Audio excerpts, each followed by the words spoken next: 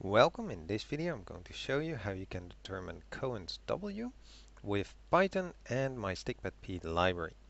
I'm using Jupyter Lab with Python version 3.12 currently. This is an effect size measure that you could use if you have a chi-square test statistic and the sample size. There's an alternative formula. And if you like, you can actually convert it also to a Kramer's V. And Cohen actually also gave some rules of thumb for this. To show you how this can be obtained, I'll need some example data, so I'll be loading in pandas so that I can open this general social survey 2012 adjusted for some example purposes.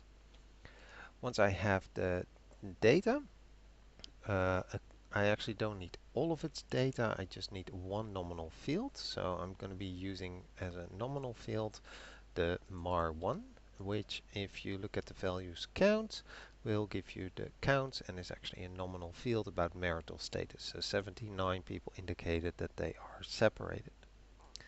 My library is not available directly via pip install, but you need to actually do the whole link. Once you have it installed, you can import it just as any other library. Now this function only has two parameters, the chi-square value and the sample size. We can easily get the chi-square value from a chi-square test, for example the Pearson chi-square test. I have a separate video on how to run that, but in there will be the chi-square value.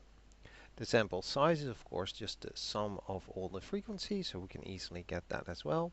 And then we just enter that into the function and we get to see the result that Cohen W was 0.8.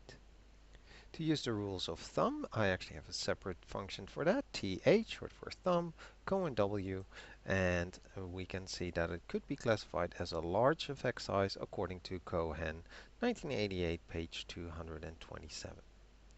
Alright, I hope this video was helpful and thank you for watching.